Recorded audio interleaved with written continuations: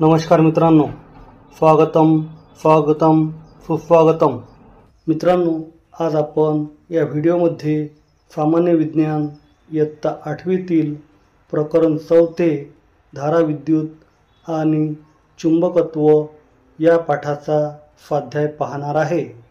चला तर मग मित्रांनो, पाहूया स्वाध्याय सामान्य विज्ञान इयत्ता 8वी प्रकरण 4 धाराविद्युत आणि चुंबकत्व। प्रश्न क्रमांक 1, रिकाम्या जागी खालील शब्दसमूहातील योग्य शब्द लिहा। मित्रांनो, या प्रश्नात काही पर्याय दिलेले आहेत आणि या पर्यायांचाच वापर करून आपल्याला या रिकाम्या जागा भरायच्या आहेत। त्यासाठी मित्रांनो, चुंबकत्व 4.5 व्होल्ट, 3 व्होल्ट, गुरुत्वाकर्षण, विभवांतर, विभव, अधिक, कमी आणि 0 व्होल्ट इत्यादी पर्याय दिलेले आहेत। प्रश्न क्रमांक 1 मधील अ, धबधब्याचे पाणी वरील पातळीपासून खालील पातळीवर पडते याचे कारण रिकामी जागा आणि उत्तर आहे गुरुत्वाकर्षण। म्हणजेच धबधब्याचे पाणी वरील पातळीपासून खालील पातळीवर पडते याचे कारण गुरुत्वाकर्षण होय। प्रश्न क्रमांक 1 मधील आ, एखाद्या परिपथात इलेक्ट्रॉन्स रिकामी जागा विभव असलेल्या बिंदूपासून रिकामी जागा विभव असलेल्या बिंदूकडे वाहतात आणि उत्तर आहे कमी व अधिक। म्हणजेच एखाद्या परिपथात इलेक्ट्रॉन्स कमी विभव असलेल्या बिंदूपासून अधिक विभव असलेल्या बिंदूकडे वाहतात। प्रश्न क्रमांक 1 मधील लहान ई, विद्युत घटाच्या धन अग्र व ऋण अग्र यांच्या विद्युत स्थितिक विभवातील फरक म्हणजे त्या घटाचे रिकामी जागा होय आणि उत्तर आहे विभवांतर। म्हणजेच विद्युत घटाच्या धन अग्र व ऋण अग्र यांच्या विद्युत स्थितिक विभवातील फरक म्हणजे त्या घटाचे विभवांतर होय। प्रश्न क्रमांक 1 मधील मोठी ई, 1.5 व्होल्ट विभवांतराच्या 3 विद्युत घटांची बॅटरी स्वरूपात जोडणी केली आहे। या बॅटरीचे विभवांतर रिकामी जागा व्होल्ट इतके असेल आणि उत्तर आहे 4.5 व्होल्ट। म्हणजेच 1.5 व्होल्ट विभवांतराच्या 3 विद्युत घटांची बॅटरी स्वरूपात जोडणी केली आहे। या बॅटरीचे विभवांतर 4.5 व्होल्ट इतके असेल। प्रश्न क्रमांक 1 मधील उ, एखाद्या विद्युतवाहक तारेतून जाणारी विद्युतधारा तारेभोवती रिकामी जागा निर्माण करते आणि उत्तर आहे चुंबकत्व। म्हणजेच एखाद्या विद्युतवाहक तारेतून जाणारी विद्युतधारा तारेभोवती चुंबकत्व निर्माण करते। मित्रांनो, आत्ता आपण प्रश्न क्रमांक 2 पाहू। 3 कोरड्या विद्युत घटांची जोडणीच्या तारांनी बॅटरी करायची आहे। तारा कशा जोडाल ते आकृतीसह स्पष्ट करा। उत्तर, 3 विद्युत घटांची जोडणी तारांनी आकृतीत दाखवल्याप्रमाणे करावी। मित्रांनो, या प्रश्नाचे सविस्तर उत्तर आपण काही मुद्द्यांच्या आधारे पाहू। मुद्दा क्रमांक 1, एका विद्युत घटाचे धनाग्र दुसऱ्या विद्युत घटाच्या ऋणाग्राला जोडावे। अशा प्रकारे तीनही विद्युत घट व्यवस्थित जोडून घ्यावे। मुद्दा क्रमांक 2, त्यामुळे एका विद्युत घटाचा धनाग्र व दुसऱ्या एका विद्युत घटाचा ऋणाग्र शिल्लक राहील। मुद्दा क्रमांक 3, ह्या धनाग्र व ऋणाग्रास क्रमाने तारा जोडून त्यामध्ये बल्ब व प्लग कळ व्यवस्थित जोडावे। अशा प्रकारे आपण 3 कोरड्या विद्युत घटांची बॅटरी तयार करू शकतो. मित्रांनो, आत्ता आपण प्रश्न क्रमांक 3 पाहू. प्रश्न क्रमांक 3. एका विद्युत परिपथात एक बॅटरी व एक बल्ब जोडले असून बॅटरीत 2 समान विभवांतराचे घट बसवले आहेत. जर बल्ब प्रकाशित होत नसेल तर ते कशामुळे याचा शोध घेण्यासाठी कोणत्या तपासण्या कराल? उत्तर: त्यासाठी मित्रांनो आपण खालील तपासण्या करू. मुद्दा क्रमांक 1. तारांचा प्रत्येक जोड नीट जोडला आहे का ते तपासावे. मुद्दा क्रमांक 2. जोड तारांच्या टोकावरील रोधक आवरण पूर्णपणे काढले आहे का ते तपासावे. आणि मुद्दा क्रमांक 3. बॅटरीत बसवलेले विद्युत घट घनाग्राला ऋणाग्र याप्रमाणे जोडले आहेत का ते तपासावे. मित्रांनो, या ठिकाणी प्रश्न क्रमांक 3 पूर्ण झालेला आहे आणि आत्ता आपण प्रश्न क्रमांक 4 पाहू. प्रश्न क्रमांक 4. प्रत्येकी 2 व्होल्ट विभवांतराचे विद्युत घट खालीलप्रमाणे बॅटरीच्या स्वरूपात जोडले आहेत. दोन्ही जोडण्यात बॅटरीचे एकूण विभवांतर किती असेल? मित्रांनो, या प्रश्नात 2 गणिते 2 उपप्रश्न दिलेले आहेत आणि ते आपण क्रमाने पाहू. प्रश्न क्रमांक 4 मधील गणित क्रमांक 1.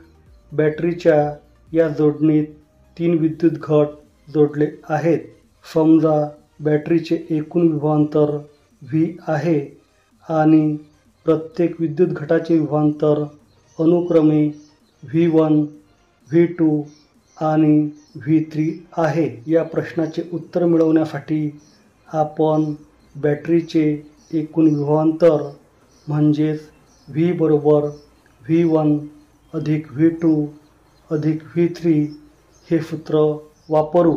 या सूत्रामध्ये किमती टाकल्यानंतर आपणास बॅटरीचे एकूण विभवांतर बरोबर 2 अधिक 2 अधिक 2 हे समीकरण मिळते.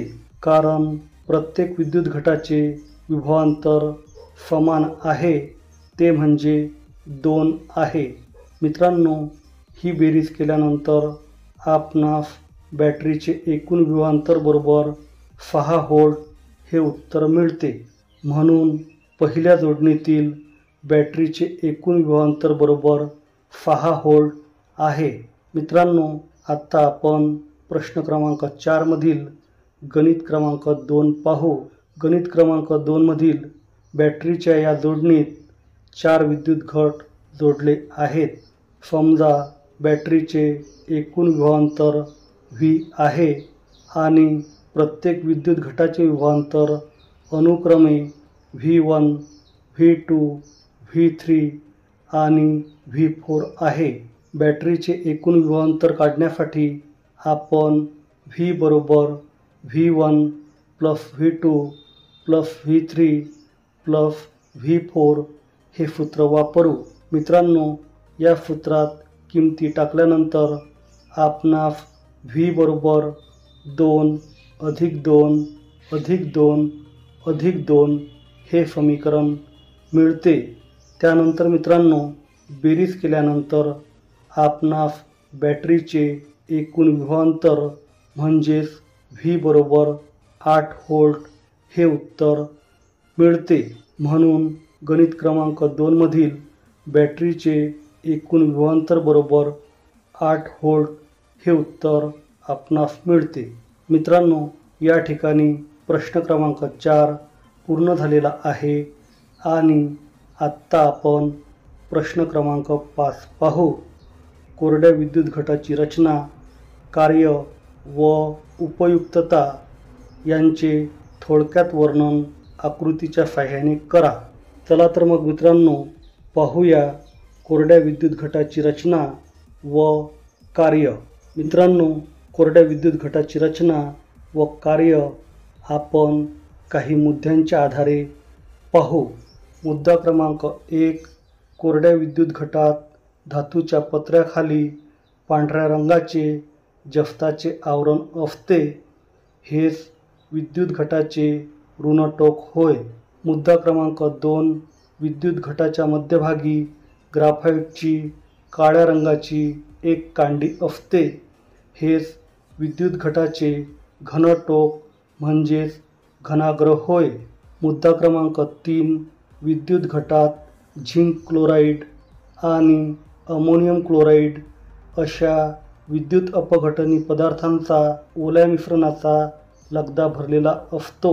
या विद्युत अपघटनी पदार्थात घनप्रभारित व ऋणप्रभारित आयन असतात. मुद्दा क्रमांक 4. विद्युत अपघटनी पदार्थांच्या रासायनिक अभिक्रियेद्वारे दोन्ही टोकावर विद्युत प्रभार तयार होतो व त्यामुळे परिपथातून विद्युतधारा प्रवाहित होते. मुद्दा क्रमांक 5. कोरड्या विद्युत घटात विद्युत अपघटनी पदार्थाचा ओलसर लगदा वापरल्यामुळे रासायनिक अभिक्रिया मंदपणे चालते. त्यामुळे विद्युत घट दीर्घकाळ विद्युत प्रवाह पुरवतात. मुद्दा क्रमांक 6. कोरड्या विद्युत घटात द्रव पदार्थ नसल्यामुळे ते वापरण्यास सोयीचे असतात, परंतु त्यांच्यापासून आपणास मोठा विद्युत प्रवाह मिळवता येत नाही. मुद्दा क्रमांक 7. कोरडे विद्युत घट उभे, आडवे व तिरपे कसेही वापरता येतात व ते वजनास हलके असल्यामुळे त्यांची वाहतूक सहज करता येते. मुद्दा क्रमांक 8. कोरड्या विद्युत घटाचे विभवांतर म्हणजेच व्होल्टेज 1.5 व्होल्ट इतके असते. मित्रांनो, या ठिकाणी प्रश्न क्रमांक 5 पूर्ण झालेला आहे आणि आता आपण या स्वाध्यायामधील शेवटचा प्रश्न पाहू. प्रश्न क्रमांक 6. प्रश्न क्रमांक 6.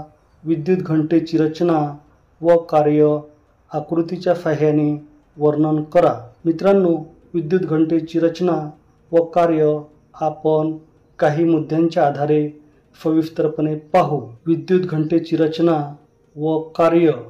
मुद्दा क्रमांक 1. विद्युत घंटेत तांब्याची तार एका लोखंडी पट्टीवर गुंडाळलेली असते, म्हणजेच लोखंडी पट्टी विद्युत चुंबक म्हणून कार्य करते. मुद्दा क्रमांक 2. विद्युत चुंबकाजवळ एक लोखंडी पट्टी टोलासह बसवलेली असते व ह्या पट्टीच्या संपर्कात संपर्क स्क्रू असतो. मुद्दा क्रमांक 3. विद्युत घंटेच्या परिपथात एक विद्युत घट आणि प्लग कळ जोडलेली असते.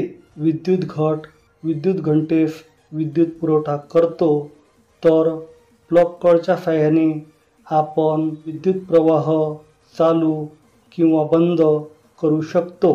मुद्दा क्रमांक 4. परिपथातील प्लग कळ सुरू केल्यावर संपर्क स्क्रू पट्टीला खेचलेला असताना परिपथातून विद्युत प्रवाह वाहतो व त्यामुळे कुंतलात चुंबकत्व निर्माण होते. मुद्दा क्रमांक 5. त्यामुळे लोखंडी पट्टी कुंतलाकडे खेचली जाते. यामुळे टोल घंटेवर आदळून नाद म्हणजेच आवाज निर्माण होतो. मुद्दा क्रमांक 6. मात्र त्याचवेळी संपर्क स्क्रूचा लोखंडी पट्टीशी संपर्क तुटून परिपथातील विद्युत प्रवाह खंडित होतो. मुद्दा क्रमांक 7. परिणामी विद्युत चुंबकाचे चुंबकत्व नाहीसे म्हणजेच नष्ट होते व लोखंडी पट्टी पुन्हा मागे येऊन संपर्क स्क्रूला चिकटते, म्हणजेच लोखंडी पट्टी पुन्हा आपल्या जागेवर येते. मुद्दा क्रमांक 8. त्यामुळे परिपथात पुन्हा विद्युत प्रवाह सुरू होतो व वरील क्रियेने टोल घंटीवर आदळून आवाज निर्माण होतो. ही क्रिया वारंवार होऊन घंटा सतत वाजत राहते. मित्रांनो, NMMS परीक्षेच्या अभ्यासासाठी आम्ही असंख्य व्हिडिओ बनवलेले आहेत, त्याचा आपण अवश्य लाभ घ्यावा ही आपणास नम्र विनंती।